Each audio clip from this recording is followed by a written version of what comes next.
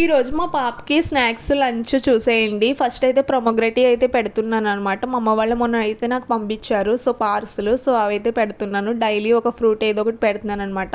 చాలా హెల్దీ అని చెప్పేసి. ఇంకా మా పాపకి రసమన్నం అయితే పెడుతున్నాను. అక్కడైతే నెయ్యి వేసి తినిపించాలి, కర్రీస్ కొంచెం కారం తగిలిన తినడం మానేస్తుంది అని చెప్పేసి ఇంకా డైలీ పెరుగన్నం కూడా పెడుతున్నానండి. సో ఈరోజు రసమన్నం అని చెప్పేసి పెరుగన్నం పెట్టలేదు.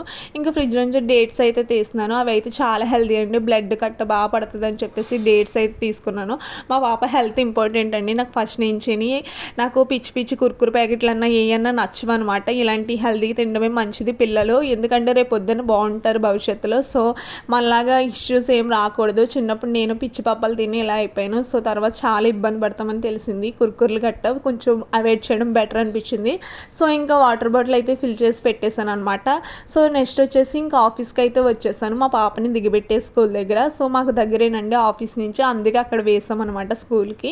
సో ఇంకా నేను మొత్తం క్లీన్ చేసి మొత్తం అయిపోయిన తర్వాత ఇంకా ఈ స్టెంప్ వస్తే టైపింగ్ చేసి కొడుతున్నాను అనమాట. సో ఇదే నా వర్క్ అండి డైలీ. సో నాకు వీడియోస్ పెట్టడం ఇంతకు ముందులా కుదరట్లేదు. వీడియో